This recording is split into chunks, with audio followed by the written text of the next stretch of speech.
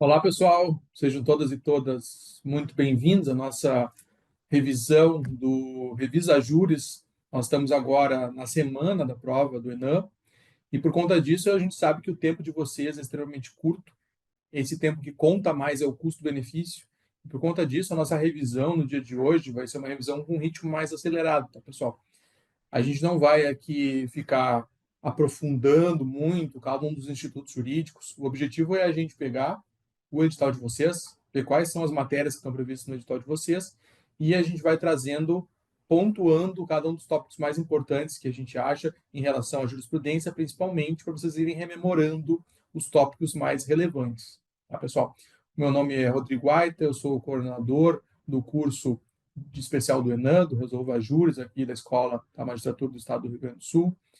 E eu vou estar com vocês na próxima hora. E a ideia aqui é que a gente consiga, dentro desse tempo de uma hora, colocar para vocês o máximo de conteúdo possível, para com isso aumentar as chances que vocês têm de o conteúdo visto agora na semana anterior à prova aparecer lá no dia da prova.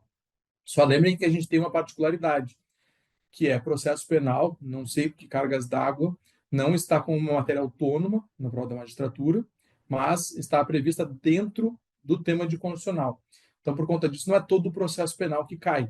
Então, eventualmente, algum de vocês pode sentir falta, mas tem um precedente bem importante aqui a respeito de procedimento, de lei de drogas, isso não foi tratado em aula, porque a gente só vai tratar em aula o que está previsto dentro do edital do ENAM, porque, como dito anteriormente, o que importa para vocês agora é custo-benefício do que vai aparecer, que está dentro do edital, que vai aparecer na prova de vocês, certo? Vou compartilhar com vocês aqui a minha tela, a minha apresentação. Aqui estão meus contatos, pessoal. Então, se vocês tiverem dúvida em relação ao que foi tratado em aula, tiverem dúvidas em relação ao ENAM, podem me mandar mensagens, tá? Tem e-mail, tem rede social. Eventualmente pode demorar um pouquinho para responder, mas eu respondo vocês, tá? E essa semana, agora, como a gente está perto da prova, eu vou dar prioridade para as respostas também. Certo, pessoal? Então, vamos seguir. Eu coloco aqui, pessoal, sempre costumo colocar um currículo, os professores às vezes colocam também, sem fins de enaltecimento pessoal, promoção, não é nada disso, mas para mostrar para vocês que nós, professores aqui da Júris, nós já tivemos no lugar de vocês, a gente enfrentou essa situação e a gente teve bastante êxito nesse enfrentamento. Então, por conta disso, que a gente percebeu que as nossas metodologias de estudo funcionaram bem para as provas e por conta disso a gente procura passar para vocês tudo aquilo que a gente aprendeu de melhor para que vocês cortem caminhos, evitem erros que nós cometemos durante a nossa trajetória. Eu sou juiz de direito aqui no Tribunal de Justiça do Rio Grande do Sul. Certo, pessoal? Então, sem mais delongas, vamos iniciar a nossa aula. E o que eu quero combinar com vocês é o seguinte: a gente pegou o edital, tá? A parte que tem dentro de constitucional ali de direito processual penal. A gente tem parte de princípios, a gente tem parte de provas, tem a parte de prisões, medidas cautelares, tá? A gente vai passar tópico a tópico aqui pelos temas aqui pincelados que eu considerei mais importantes ou bastante relevantes para cada um desses, para a gente fazer uma revisão. Depois, mais ao final, a gente vai tratar de novidades, novidades legislativas e novidades jurisprudenciais. O que são essas novidades? O que eu considerei novidades aqui? Considerei novidades tudo aquilo que foi superveniente à última prova do ENAM, do ano passado para cá, tá?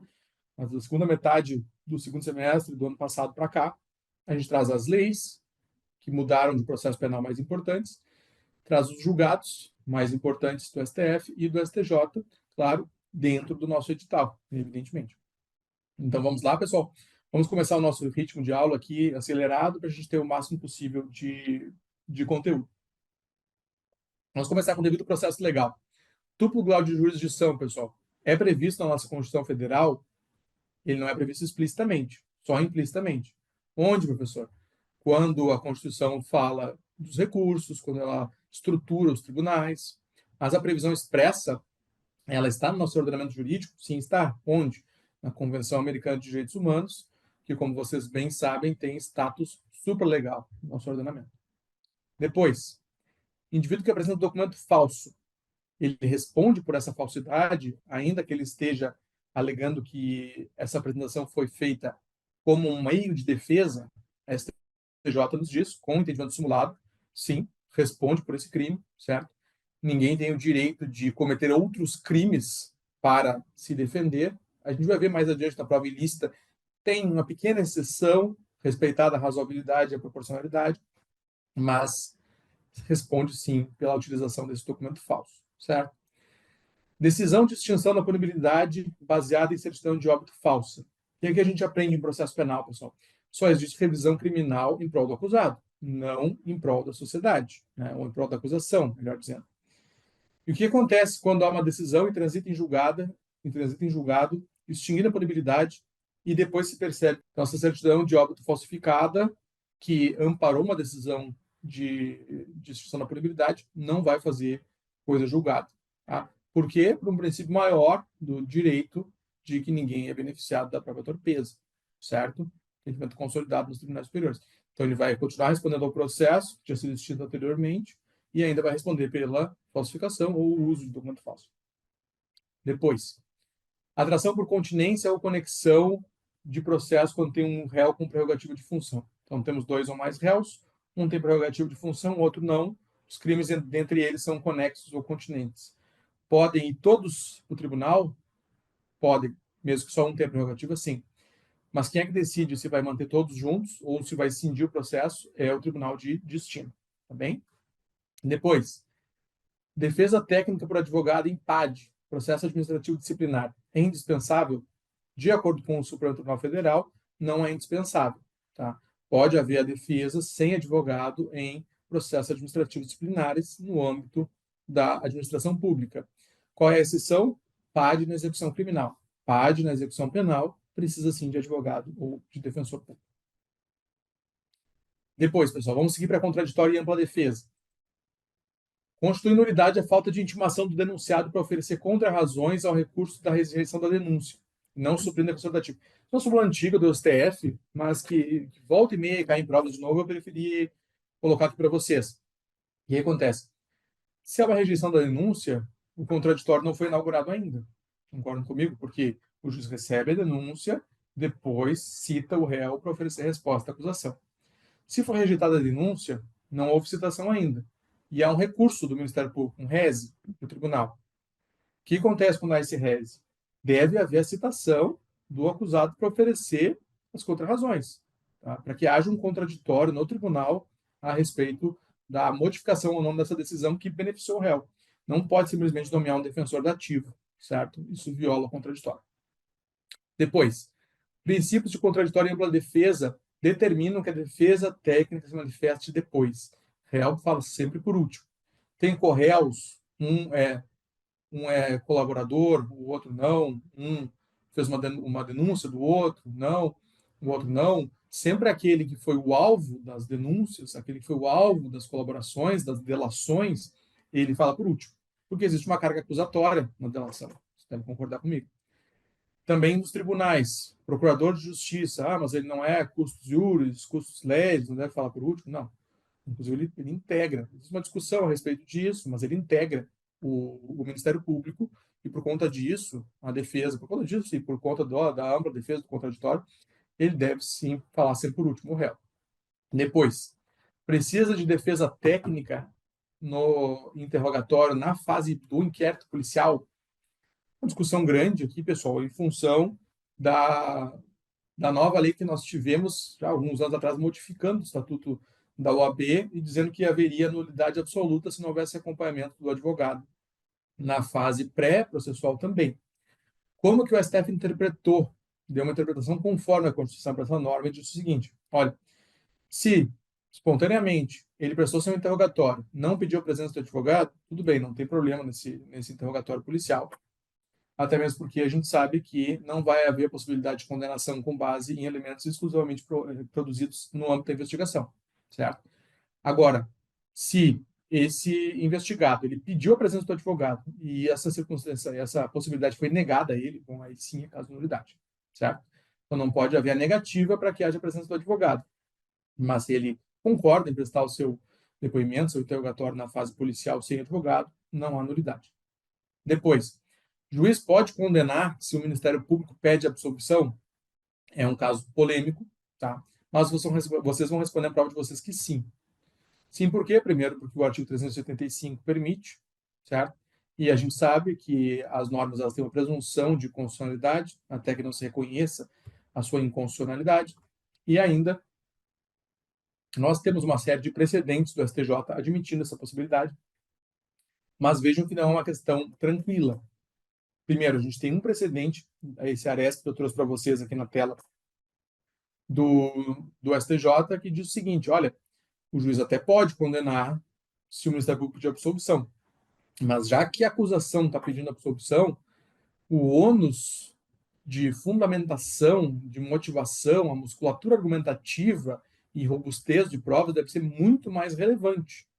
E nesse caso aqui, o STJ entendeu que o juiz não deu uma motivação robusta o suficiente para condenar uma pessoa a despeito do MP estar pedindo absolvição. E por conta disso anulou. Tá? E está tramitando atualmente a DPF 1122, em que se discute: o 385 foi recepcionado ou não pela Constituição. Então, nós vamos ter em seguida uma resposta em controle concentrado, com eficácia erga omnes, do STF, quando do julgamento da DPF. Até lá, é permitido? Sim. É o que está na lei e tem precedente do STJ. Beleza? Seguimos. Presunção de inocência. Prisão definitiva depende de trânsito em julgado. Eu sei, pessoal, é difícil lidar com essa insegurança jurídica que às vezes os tribunais superiores nos trazem. Esse aqui é um caso clássico. Voltou quantas vezes de haver a possibilidade de cumprimento de pena depois da decisão em segundo grau, né? Originariamente se dizia que sim, depois que não, depois de 2016 sim de novo, agora não de novo. Bom, a decisão atual, nós estamos em 2025, desde 2019, com julgamentos de ações concentradas, o entendimento é do respeito à literalidade da Constituição e de que o cumprimento de pena só começa depois do trânsito em julgado. Tá? Beleza? Beleza. Mas vem o STF e cria uma nova exceção. Na verdade, a legislação cria uma nova exceção e o STF referendou. No caso do júri, pode cumprir a pena depois da decisão do Conselho de Sentença, certo? Foi condenado em plenário, já começa a cumprir pena. Com base em quê, professor? Houve, no pacote anticrime, uma previsão de que, se a pena fosse maior do que 15 anos, haveria possibilidade de cumprir imediatamente.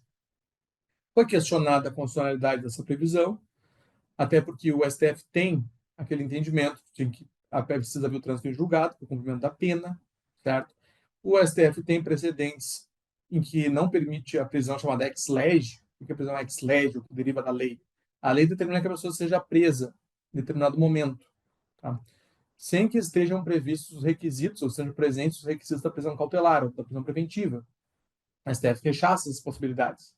Quando diversas legislações, a gente tinha na lei de drogas, a gente tinha na lei de armas, não cabe liberdade provisória. O STF não. Quem decide se cabe ou não cabe liberdade ou não, ou prisão no caso, é o juiz da causa, de acordo com os critérios de cautelaridade. Mas essa previsão do pacote anticrime não só foi validada, como o STF foi além e disse: e não importa o quantum de pena. Então, deu uma legislada ainda por cima e disse: não é só acima de 15 anos. Qualquer cumprimento de pena do júri já começa imediatamente. Tá bem? Posição do Supremo, que a gente tem que fazer é conhecer e, no meu caso, e no caso de vocês, futuramente seguir. Certo? Depois, o acusado não pode ser compelido a participar ativamente da produção de provas. Ele pode ser obrigado a participar da reconstrução da cena do crime? Não. Pode ser obrigado, né, à força, a fornecer padrão genético, padrão de voz, padrão de escrita, tudo isso não.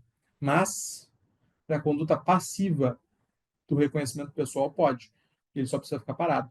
Nessa situação, o STJ entende que é possível a condição coercitiva para o reconhecimento pessoal. Depois, presunção de inocência e processos em andamento. Posso utilizar como maus antecedentes processos em andamento? Vocês estão carecas de saber que não pode, né? Súmula 444. Mas mais que isso, vamos além.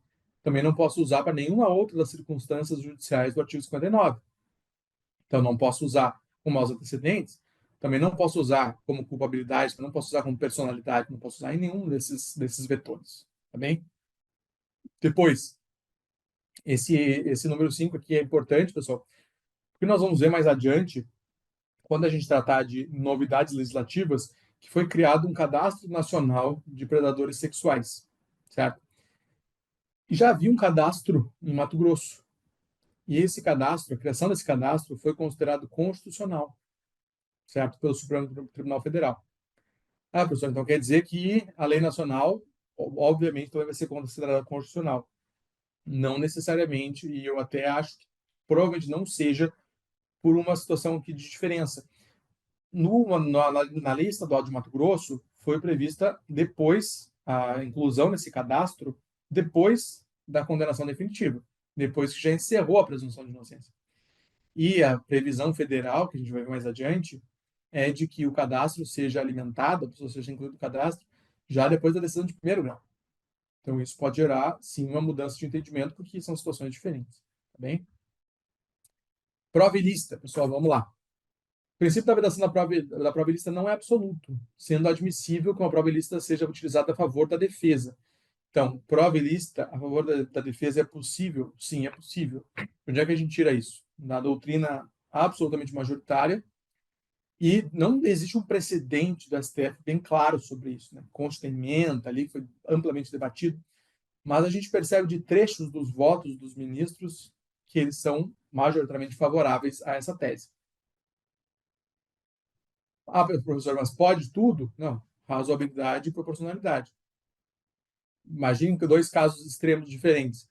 Eu estou sendo acusado de um crime gravíssimo, de um estupro, de um homicídio, e eu sei que dentro da casa de uma pessoa tem a filmagem do momento e que prova a minha inocência. Mas essa pessoa não quer colaborar por algum motivo. Então, eu arrombo a porta, pego, provo minha inocência. Será que essa prova não vai ser utilizada no processo, pessoal? Lógico que vai. Eu, como juiz, utilizaria. Vocês vão utilizar também, tenho certeza disso. Certo? Ele responde pela violação de domicílio? Prevalece que não. Prevalece que ele está numa situação de uma espécie de legítima defesa ou inexigibilidade de conduta diversa. Tá? Isso prevalece na doutrina. Agora, vou torturar uma pessoa para obter uma prova de que eu não cometi uma contravenção penal.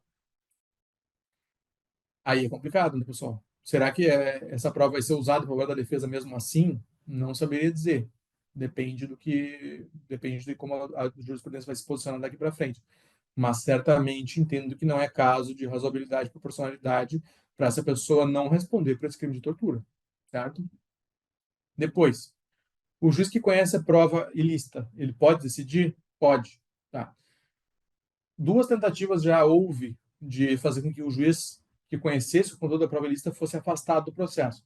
Primeiro, quando foi prevista inicialmente essa disposição no Código, houve um veto do projeto de lei na época, depois reproduziram de novo e o STF considerou inconstitucional esse afastamento do juiz. Por que isso? Não é razoável que o juiz que já teve contato, já foi contaminado com a prova ilegal e não julgue? Sim, a princípio sim, né? O problema é o seguinte, o problema é que fica um mecanismo muito fácil de afastar o juiz que eu não quero. E aí a gente viola o princípio do juiz natural. Porque basta que tenha um juiz que tenha um entendimento que é contrário ao que eu estou defendendo no processo, basta que eu junte uma prova ilícita no processo e aquele juiz é afastado. Então, por conta dessa possibilidade de poder, por via transversa, obviamente, né, e moral, escolher o juiz, que foi considerado inconstitucional essa previsão. Depois, reconhecimento de uma ilicitude de uma prova não necessariamente leva à absolvição. Né? A ilicitude de uma prova leva ao desentranhamento dela do processo e à sua não utilização. Mas se houver outras provas suficientes para a condenação, pode haver sim a condenação. Certo? Reconhecimento fotográfico na fase realizado na fase judicial, mas que não observou os procedimentos 226, não pode condenar uma pessoa. Reconhecimento fotográfico, pessoal, a jurisprudência até admite. Tá? Ele não tem a mesma segurança do que tem um reconhecimento pessoal. Se admite o reconhecimento fotográfico, tá? Agora, para que ele sirva como a principal prova para a condenação, no mínimo, ele tem que respeitar o procedimento do artigo 226. Mostrar uma foto só, que é o conhecido show-up na jurisprudência norte-americana, mostra, foi esse aqui, a chance de indução é gigantesca. Então, essa prova tem muito pouca relevância do ponto de vista de realmente apurar a autoria do crime. Por conta disso, ela não pode embasar uma sentença condenatória. O simples show-up, foi esse aqui, esse cara aqui, certo? Depois, provas ilícitas decretadas como ilícitas pelo judiciário não podem ser usadas em processo administrativo, evidentemente, tá? Entrada em domicílio.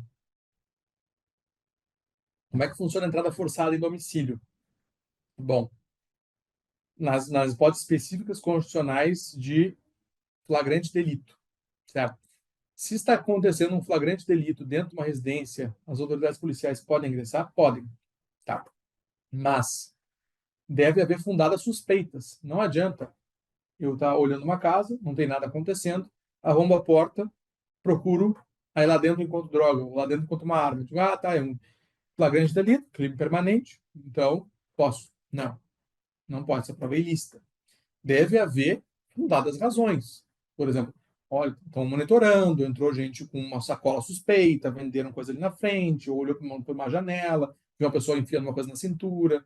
Então tem que haver elementos que indiquem que algo está acontecendo lá. Não pode entrar, que seria fishing expedition. Vamos entrar e vamos ver se a gente encontrar alguma coisa, beleza. Não é assim que funciona. O que estava acontecendo é que muitas vezes a polícia colocava que havia consentimento dos moradores, né? E esses moradores, esses acusados, depois alegavam que havia uma, no mínimo, uma coação velada, muitas vezes coação real. Por conta disso, o ministro Schietti proferiu uma decisão, no nome do STJ, dizendo: olha, esse consentimento tem que ser assinado, tem que ter testemunha e tem que ser filmado, para a gente garantir que ele foi consentido mesmo. Mas, posteriormente a isso, essa decisão foi anulada pelo STF, decisão de relatoria do ministro Alexandre de Moraes. Então, essa parte de ter necessidade de assinatura, de testemunhas, de filmagem, obviamente, isso é muito salutar, mas não é exigido. O que é exigido é o que já consta do tema 280 há bastante tempo do STF, que tem que haver fundadas razões, depois se justifica por que houve esse ingresso no domicílio, o que levou a crer que existia um crime sendo praticado ali dentro. Aí, se houver esses elementos, sim, é válido a entrada no domicílio. Depois, prende o sujeito, ele recebe tá acontecendo uma prisão em flagrante, está acontecendo um mandado de prisão, o sujeito é preso, e aí recebe uma ligação, e a polícia diz, coloca no viva voz para a gente ouvir. Essa prova é válida ou não é válida? Segundo o STJ, não, essa prova é inválida, porque, evidentemente, quando a pessoa está presa, está sob a custódia policial, há um constrangimento, né? Há uma coação, de novo, mesmo que velada, a que ele mostre a ligação, e não pode ser obrigado, inclusive não pode ser obrigado a produzir prova contra ele mesmo. Depois, pessoal, encontro fortuito de provas ou serendipidade. Serendipidade, então, é descobrir elementos de prova a respeito de outros delitos que não são aqueles que estão sendo objeto da investigação ou do processo, tá? Serendipidade de primeiro grau, que é quando o delito, as provas relacionadas a outro delito dizem respeito a um delito que tem conexão ou continência com aquele que estava sendo originalmente investigado. E de segundo grau é aquela em que não há conexão ou continência, é um delito absolutamente estranho àquele que está sendo investigado, certo? O que acontece quando eu estou investigando um delito e aí eu descubro elementos de prova em relação a um outro delito, fortuitamente, né? Por acaso, em relação a um outro delito, só que esse outro delito ele diz respeito a um agente com foro prerrogativo de função. Bom, quem tem que julgar? A regra é que quem decida quem tem que julgar é o Tribunal de Destino. Então, está acontecendo uma investigação aqui na minha comarca, descobrem que tem não sei, tem um promotor de justiça envolvido. Quem julga é o TJ, certo? Então, remete para o TJ, tá? E aí o TJ, que é o órgão de destino, vai decidir. Cinde o processo, fica só a pessoa com foro prerrogativo aqui e as duas demais pessoas são julgadas no primeiro grau, ou é necessário que todos fiquem aqui para que haja uma melhor observância, para que o contexto probatório seja considerado no seu conjunto integral. Isso é importante para o processo. Quem decide é o Tribunal de Justiça. Tá bem? Agora, pessoal, não basta uma simples menção, né? Não é assim, estou investigando e tal, aí alguém diz, olha, nesse exemplo que eu dei do promotor de justiça, olha, o promotor de justiça, inclusive, almoçou na nossa casa outro dia e tal, faz. Não é indício de crime, né? Então, só por causa de uma simples menção, não precisa remeter para o tribunal. Depois, efetuar uma prisão, cumprir um mandado de prisão, ou até um mandado de busca e apreensão, na casa de uma pessoa. Mas o exemplo aqui do STJ, nesse caso, foi um mandado de prisão. Eu posso ingressar em domicílio para cumprir um mandado de prisão Posso. Respeitadas as regras do Código de Processo Penal, posso, certo? Agora, isso não é justificativa para eu vasculhar a casa inteira e procurar alguma coisa ilícita e encontrar, tá? Isso é desvio de finalidade e a prova vai ser ilícita. Entrei na casa para prender o sujeito, em cima da mesa tinha cocaína, né? No quarto onde ele estava, na cabeceira, tinha uma arma. Bom, encontro foi tudo, beleza. E não pode haver uma busca ativa na casa inteira para encontrar algo que estava oculto, porque aí é fishing expedition. Aí é uma pescaria probatória e é considerada ilícita pelos tribunais superiores. Depois, pessoal, vamos passar para a prova emprestada. A prova emprestada, ela pode ser utilizada em processos em que as mesmas partes as partes são diferentes, ou eu só posso usar a prova emprestada quando no processo de destino as partes são as mesmas do que no processo de origem. Entende o STJ e entende que não é necessário que sejam as mesmas partes, basta se respeite o contraditório, que nesse caso vai ser diferido. Depois, posso compartilhar provas que foram colhidas em sede de investigação com inquéritos civis públicos ou outras ações, então foram produzidas em fase investigatória, não na fase judicial. Posso compartilhar? Posso. Você sabe, pessoal, existem provas cautelares, provas irrepetíveis, e essas provas são consideradas provas mesmo quando produzidas na fase de investigação, e elas podem ser compartilhadas também. Depois, prova emprestada, posso usar ela no PAD, no processo administrativo disciplinar? Posso, sem problema nenhum, desde que o juiz de origem, onde a prova é produzida, consinta, permita, e que seja respeitado sempre, provavelmente contraditório e ampla defesa, certo? Depois, posso compartilhar colaboração premiada com outros processos e usar nos outros processos? Posso, mas o STF tem um limitador. A gente tem que respeitar o que foi acordado na colaboração premiada. Eu não posso, por exemplo, fazer um acordo, num crime contra a administração pública, em que o acusado se compromete a fazer X, Y, Z, receber tais benefícios, e dentro dos benefícios está não responder mais por aquele fato, e aí depois disso, no dia seguinte, com aquela prova dele, com confissão e tudo, eu ajuizo, sei lá, uma ação de improbidade administrativa. Não. Fez parte do acordo que ele não respondesse mais por aquele fato. Isso tem que ser respeitado. Mas pode usar para outros processos também a colaboração.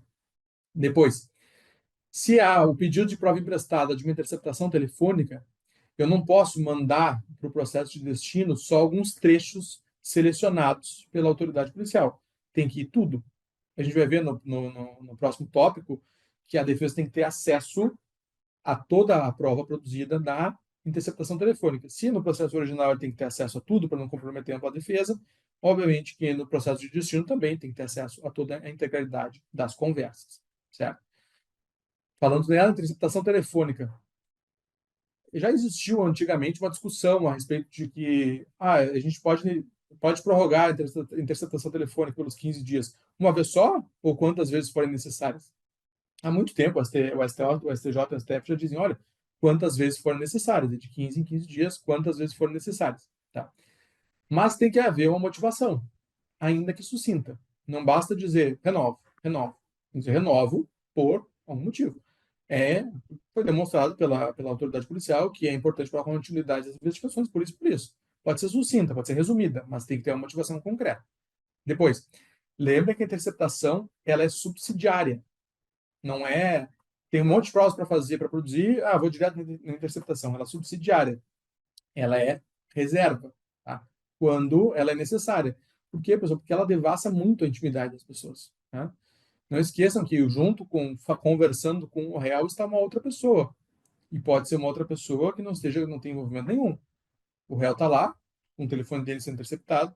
Pode ser, sei lá, que ele converse com uma amiga dele e a amiga confidencia algo da intimidade do casal, ou que um caso conjugal, sei lá eu, mil coisas que as pessoas podem conversar, e tudo isso fica exposto. Né? Então, por conta disso, por ser uma prova que representa uma invasão profunda na privacidade, na intimidade das pessoas, ela tem esse caráter subsidiário.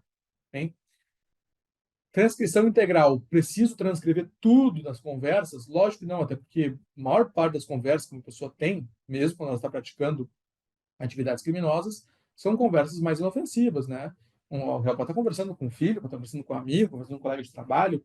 Precisa transcrever tudo isso? Claro que não. Então, não tem problema nenhum de autoridade policial transcrever só aqueles trechos que ela considera importantes para a acusação. Mas deve ter acesso a tudo. Lógico. A defesa não pode ter acesso só ao que a autoridade policial entendeu que seria pertinente. A defesa tem que ter acesso a todas as gravações, para assim ela poder ver, olha, esse pedaço aqui o delegado não colocou, mas favorece a defesa, né? Então vamos transcrever. Tá bem? E a autorização judicial superveniente não convalida. Não adianta fazer a interceptação e depois vir a autoridade, depois vir a autorização. Tudo que houve antes da autorização é ilícito e, inclusive, né, se for doloso, existir dentro da lei de interceptações telefônicas um tipo penal, que é fazer interceptação sem autorização judicial. Gravação ambiental por um dos interlocutores. Eu posso colocar para gravar uma conversa que eu tenho com alguém sem que ela saiba e depois usar isso como prova? Posso. Em tese, posso. Tá? Existem exceções. Quais são as exceções? Locais em que haja expectativa de privacidade. Não pode o terapeuta no consultório colocar para gravar e depois divulgar aquilo com prova no processo. Escritório de advogado é a mesma coisa. Tá? Então, são locais que existe um sigilo profissional sobre aquela conversa. A pessoa tem expectativa de que ele seja respeitado. Então, essas provas são ilícitas.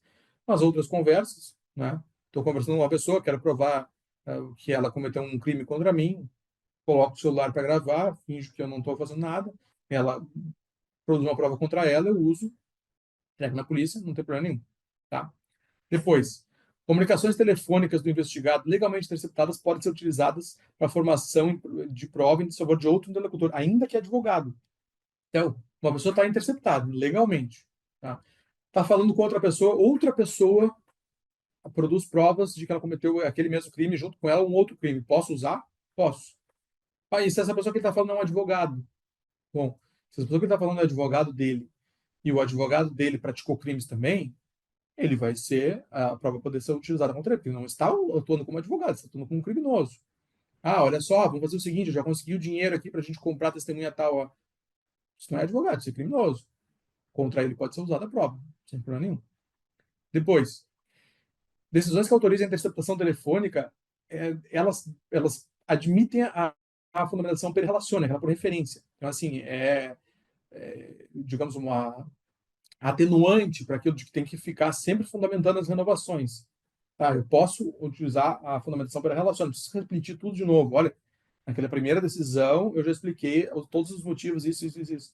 Mas eu não posso simplesmente dizer, olha, conforme decidi no evento tal, conforme decidi na folha tal do processo, defiro de novo. Não.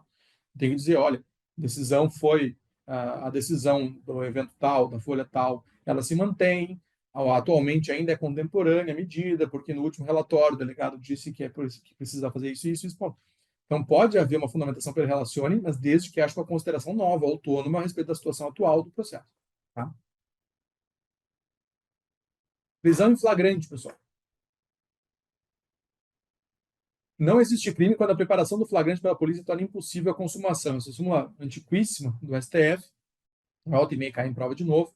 Só a gente não pode confundir, pessoal. Lembrem sempre, preparação do flagrante, existe um agente provocador. Tá?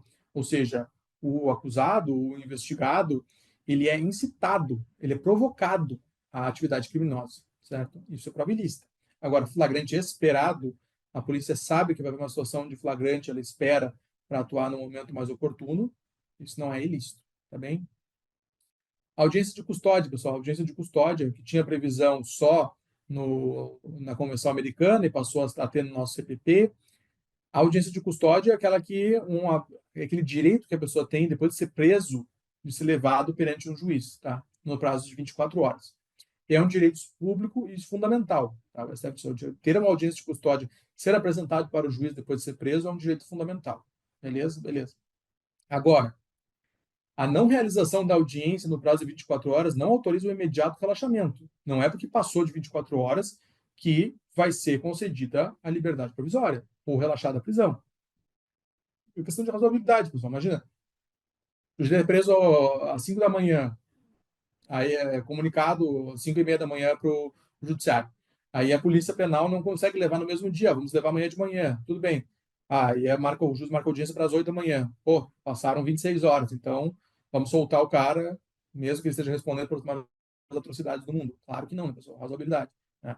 O juiz, servidores, podem eventualmente ter uma responsabilidade funcional por não ter cumprido o prazo, podem, né? Se não houver uma situação de caso fortuito, força maior, mas não é só por isso que o réu vai ser colocado em liberdade.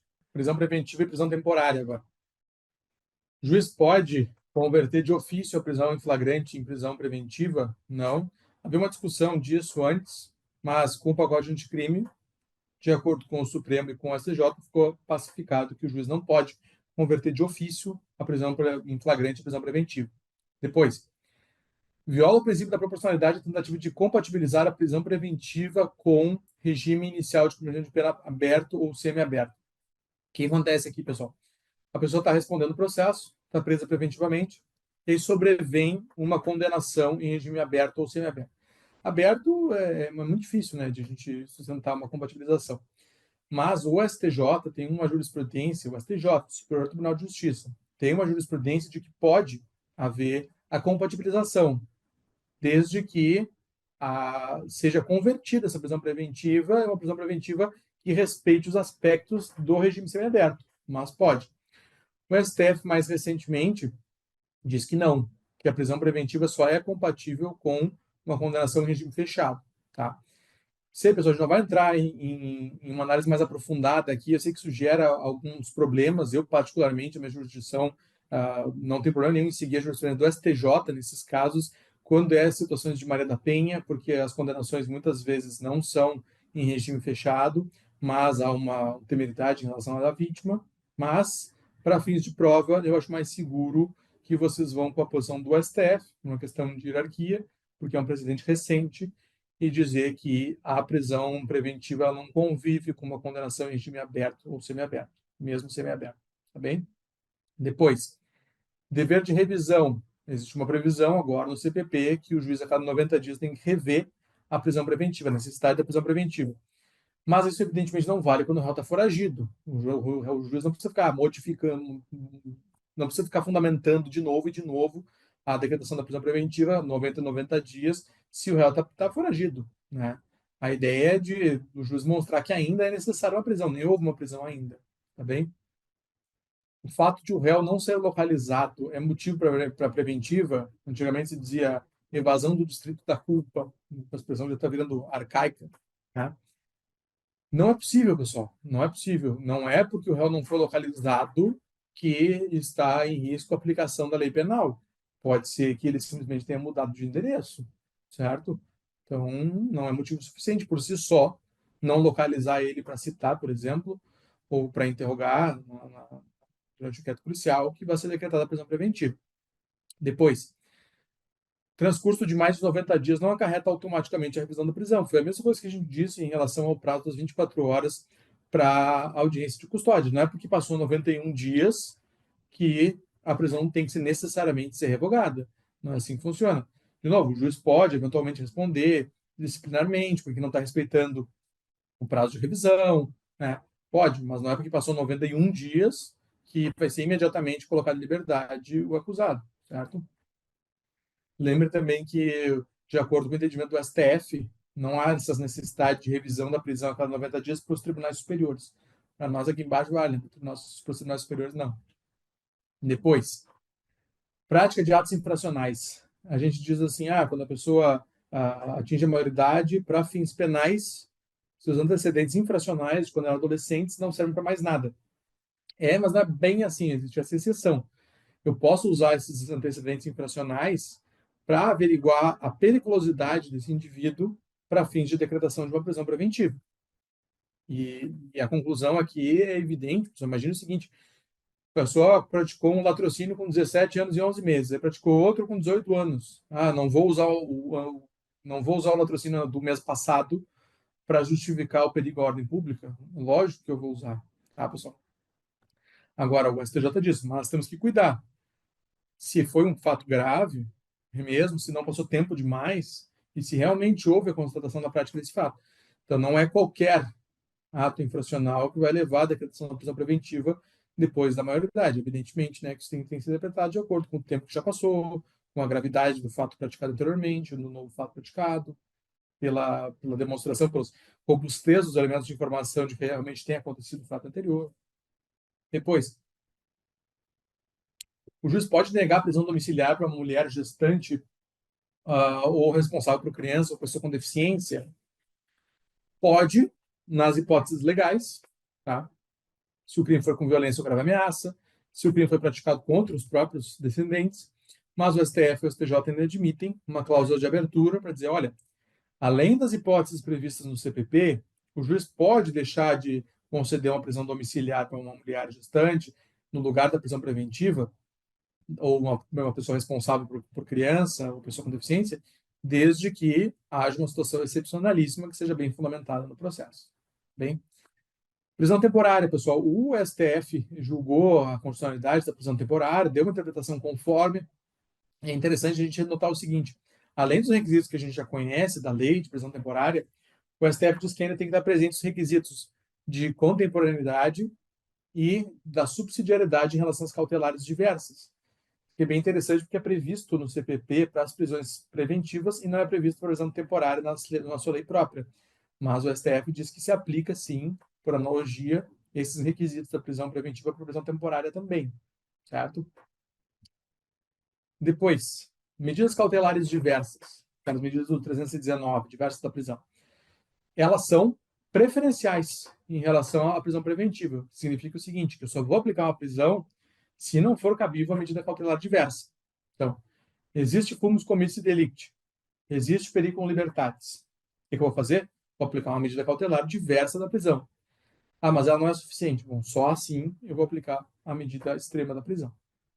Depois, se o MP pede uma cautelar e o juiz defere outra, isso é atuação ex officio? Entende o STJ que não. A MP entende que precisa de uma medida cautelar de monitoração eletrônica. E o juiz entende que melhor seria ou é suficiente a proibição de contato ou frequentação de determinados lugares. Pode? Pode. Tá. Não está rompendo a inércia. Aliás, já foi rompida a inércia. Depois, não há limite máximo para a duração das cautelares, tá? Então não existe uma previsão de prazo para elas. Claro que tem que respeitar uma certa razoabilidade, como tudo. Então pode, eventualmente, numa situação específica, de muito tempo de uma cautelar e que está afetando diretamente os direitos fundamentais do acusado, se mostrar desarrazoado, pode, mas prazo fixo não existe, certo? Depois, se o MP pede uma cautelar diversa, o juiz pode decretar prisão? Isso é um tema bem polêmico, né? Vai dar muito pano para manga, ainda vai haver muitas decisões a respeito desse assunto, mas prevalece atualmente que sim. Quando o MP pede uma cautelar, ele já rompeu a inércia. Então, o juiz não está mais inerte, o juiz está podendo decidir. E se o juiz entender que aquela cautelar não é suficiente, ele pode decretar prisão. Tá? Nós temos precedentes da primeira turma do STF nesse sentido e da sexta turma do STJ. Mas nós temos precedente da quinta turma do STJ no sentido contrário. Então veja que não é pacífica a situação. E a doutrina coloca uma situação bem interessante. Ela diz o seguinte: olha, nos casos de prisão em flagrante, vai haver uma audiência de custódia. Na audiência de custódia, muito dificilmente, para não dizer quase nunca, o Ministério Público vai pedir, não, concede liberdade provisória sem cautelares. Sempre ele pede uma cautelar diversa. Então, sempre o juiz vai poder decretar prisão preventiva, nos casos de flagrante. É uma consideração bem interessante, que é feita pela doutrina. Mas prevalece atualmente que pode, tá bem? O juiz pode decretar prisão. Depois, recolhimento noturno em dias de folga. Essa aqui é a cautelar diversa da prisão que mais gera restrição de liberdade. A pessoa fica proibido de sair de casa nos dias de folga e à noite. Então, por conta disso, ele tem o direito de detração. Só que entendeu o STJ tem recurso repetitivo, que é um precedente vinculante. Tá? Como é que é essa detração? Cada dia de restrição é um dia de pena cumprida, depois se ele for condenado? Não. É proporcional. Então, digamos que ele está proibido de sair de casa das 10 da noite às 6 da manhã, durante 8 horas por dia. É um terço do dia. Então, se ele ficou 3 meses com essa cautelar e depois foi preso definitivamente, a gente vai detrair um mês. Ele ficou 3 meses com a cautelar, que era um terço do seu dia. Então, ele ficou, vai ter direito à remissão de um mês. Tá? Nós fizemos proporcional ao tempo que foi restrita a liberdade dele. Vamos passar agora, pessoal, para as novidades legislativas. O que a gente teve do ano passado para cá de novidades legislativas em processo penal? A lei antifeminicídio, ela tem uma previsão ali processual também, que ela diz que os crimes de violência contra a mulher vão ter prioridade de tramitação. Antes, o 394A do CPP dizia que os crimes hediondos tinham prioridade. Agora nós temos que os crimes de violência contra a mulher, independentemente de ser hediondo ou não, também têm prioridade. Além disso, esses processos, eles são independentemente do pagamento de custos, em relação à vítima, né, obviamente. Tá? Mas quando isso, professor? Uma ação penal privada, uma ação penal privada subsidiária da pública, vai ser isento de custos, sabe? Independentemente do pagamento de custos. Depois também, nós tivemos uma alteração no artigo 22 da Lei Maria da Penha, para prever como mais uma das medidas protetivas de urgência também a monitoração eletrônica, tá? Ela já era aplicada, né, na prática, mas agora está positivada essa possibilidade. Tivemos uma alteração na Lei 8.038, que é aquela lei que rege o processamento dos crimes de competência dos tribunais, e houve a inserção do parágrafo 41, do parágrafo único no artigo 41A, para dizer que, em caso de empate, vai prevalecer a decisão mais favorável para o imputado, para o acusado. Isso em qualquer julgamento colegiado. Já era jurisprudência dos tribunais superiores, foi positivado e foi explicitado que é qualquer órgão colegiado, e, além disso, independentemente se o quórum está completo. Então, sei lá, tem uma turma do STF em que tem 4 ministros, um deles está vacante o cargo, está para ser nomeado, não tem que esperar o próximo. Está 2-2, decisão mais favorável ao réu. Depois, alteração do Código Penal, isso tem efeitos processuais penais, que eu coloquei aqui. Esse Cadastro Nacional de Predadores Sexuais torna público o acesso ao nome completo do réu. E a questão toda aqui é a partir da condenação em primeira instância. Tá? Aí depois falar, se ele for absolvido, depois tira. E que ele vai passar a ser monitorado. Então, vai passar a ser monitorado eletronicamente a pessoa condenada por crimes sexuais desde a sentença de primeiro grau, e o nome dele vai constar desse Cadastro Nacional de Predadores Sexuais desde a decisão de primeiro grau. Com certeza, isso aqui vai ser objeto de ação de inconstitucionalidade no Supremo Tribunal Federal. Não tenho dúvida nenhuma que isso vai acontecer, em função do princípio da presunção de inocência e de essas consequências partirem já da decisão de primeiro grau. Certo? Depois, também outra alteração da Lei Maria da Penha, em que passou a haver a necessidade de que o nome da ofendida fique em sigilo. Né? Porque, muitas vezes, uma das consequências da mulher para ela relatar a violência doméstica que ela é vítima, é ela ter que demonstrar toda a sua intimidade, tudo que acontece com ela. Muitas vezes tem relações sexuais forçadas, ou tem chantagens, tem questões com os filhos e tal. Então, para o nome dela ficar preservado, certo?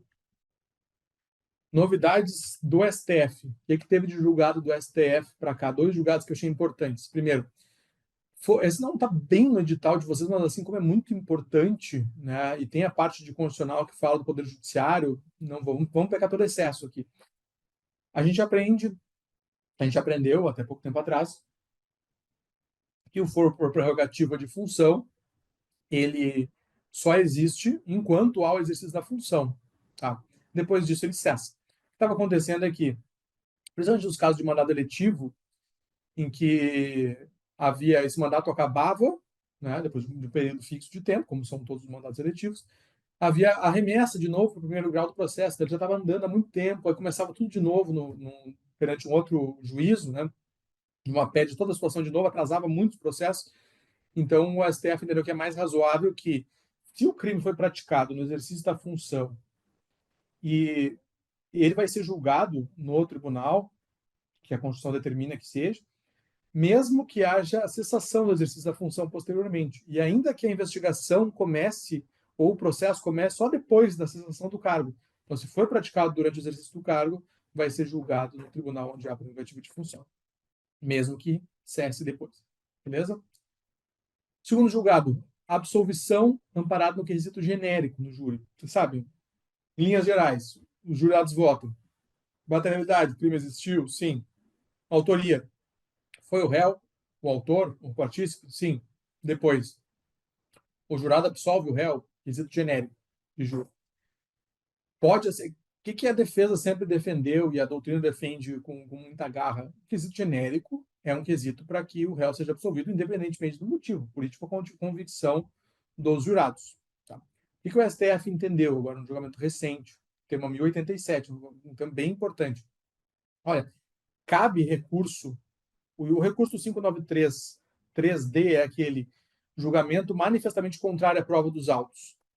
Aí o que a defesa sempre disse? Olha, se a absolvição foi no quesito genérico, que é o quesito o jurado absolve o réu, não cabe apelação por prova manifestamente contrária à prova dos autos, porque o jurado pode ter levado qualquer coisa em consideração para absolver, inclusive clemência, inclusive achar que ele não deve cumprir pena, inclusive achar, sei lá, que ele não acredita na pena de prisão, quer que seja. Mas esse entendimento foi abrandado. O STF diz, não, cabe, tá? Pode recorrer, dizendo que a decisão foi manifestamente contrária à prova dos autos. Tá? Mas não vai ter recurso se ficar constado na ata que essa tese de clemência ela foi defendida durante o plenário. Tá? Se ela foi defendida durante o plenário e ela é compatível com a Constituição, beleza, aí não cabe recurso. Tá? Mas se essa tese não foi defendida, né, aí o julgamento pode ser considerado manifestamente contrária à prova dos autos. Beleza? E por último, vamos ver precedentes do STJ. Eu trouxe aqui, pessoal, desculpa, não tá a melhor formatação possível, mas eu mesmo peguei dos informativos do STJ trechos de decisões, todas elas pós-último ENAM, que eu achei que são questões importantes aqui para você de processo penal que podem aparecer na prova. Tá? Monitoramento por câmera instalada em via pública. Várias cidades têm essas câmeras monitorando as vias públicas. Precisa de autorização judicial para consultar essas câmeras, a polícia, para investigar? Não, não precisa. Tá? Depois, cumprimento de mandado de busca e apreensão sem um mandado físico. A polícia foi lá cumprir o mandado de busca e apreensão, o investigado solicitou, cadê o mandado? Ele disse, não tem o mandado, mas está aqui a decisão do juiz no processo, está aqui eletrônico. O que o STJ diz? Não, precisa do mandado. Tá? O mandado é peça indispensável. Professor, mas atualmente as decisões judiciais estão saindo constando que a decisão tem força de mandado. Bom, aí é outra história. Né? Aí expressamente está constando ali na decisão que ela tem força de mandado, ela vale como mandado. Tá? Mas se é só decisão sem o mandado, não, a prova é ilícita. Certo? Depois, lembra que a gente conversou anteriormente aqui na aula sobre a situação de o ministro Schietti o ministro Schietti não, o STJ, com uma decisão de relatoria do ministro Schietti, ter determinado que houvesse, para o consentimento de ingresso no domicílio, a filmagem, a assinatura escrita, as testemunhas, e, posteriormente, o STF derrubou essa decisão do STJ. Então, esse precedente aqui mais novo, vou dever para vocês se é da turma que o ministro Schietti integra, mas consolidando aqui de que sim, é possível uma autorização de forma verbal para ingresso no domicílio.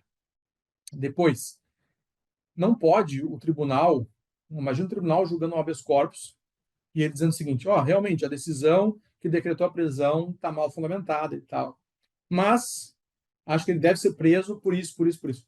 O tribunal não pode fazer isso. O tribunal não pode acrescentar fundamentos para manter a prisão. Ele vai julgar se daquela decisão de prisão foi fundamentada ou não foi fundamentada, foi bem fundamentada ou não. Ele não pode acrescentar argumentos contra a acusação atuando de ofício, tá? Contra a defesa, atuando de ofício. Depois, não posso prender uma pessoa, não posso condenar uma pessoa, perdão, por tráfico de drogas com base somente em prints de negociação das drogas. Tem que haver apreensão efetiva dessas drogas, certo? Porque, não, você sabe, de repente são só fotos que circularam na internet. Depois, testemunha de ouvir dizer, hearsay testimony, aquela testemunha indireta, que não presenciou o fato, mas que ouviu do fulano que presenciou o fato. Ela é suficiente para condenação? Não. A jurisprudência já tranquila do STJ que esse tipo de testemunha indireta não é suficiente para condenação. Mas aqui foi feito um distinguishing.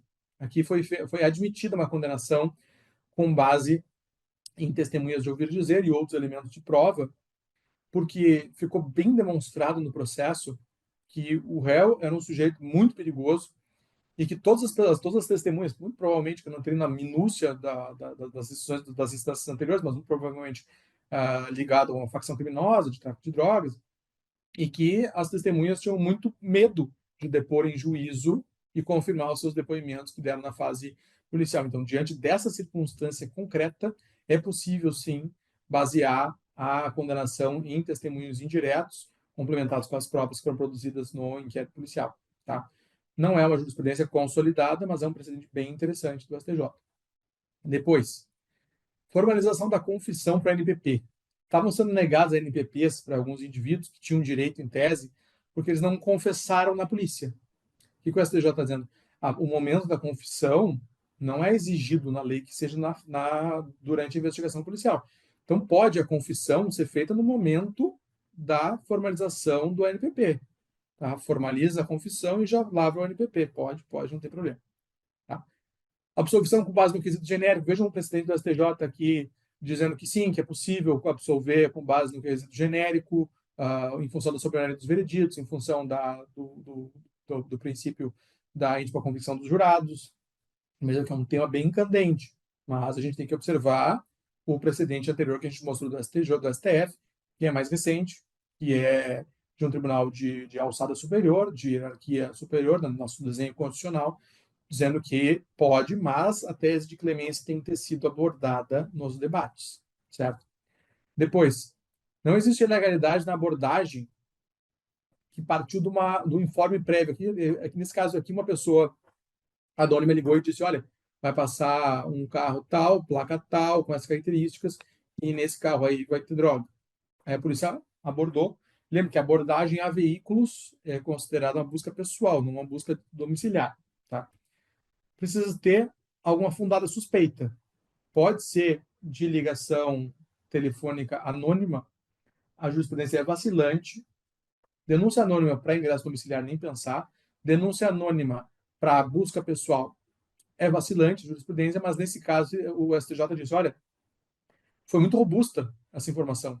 Disse placa, disse modelo, disse o momento que ia passar, então por conta disso sim, foi considerada lícita essa informação, ainda que anônima.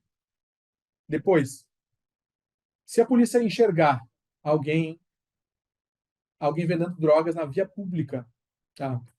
É possível, é válido que depois essa pessoa seja conduzida até o domicílio dela e lá sejam encontradas mais drogas? Não, não é possível, certo? Para haver o ingresso domiciliar, deve haver fundada suspeita de que o crime esteja sendo cometido lá dentro.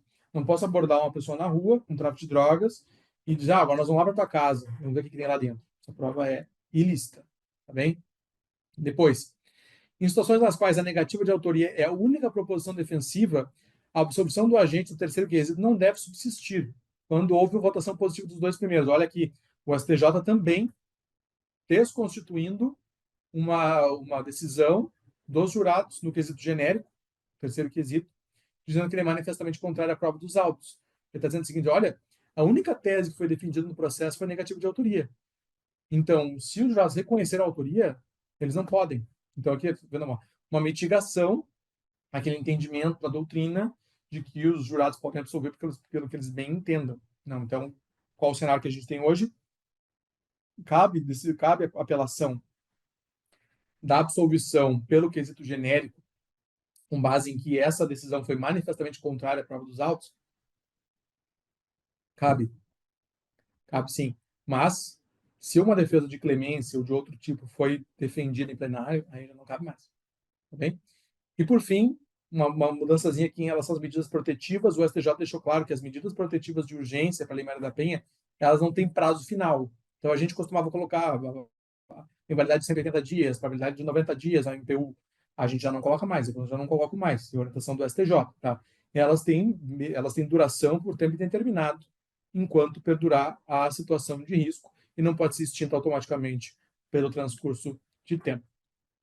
Ufa, pessoal! Conseguimos terminar aqui dentro de uma hora. A gente viu bastante coisa nessa aula de hoje.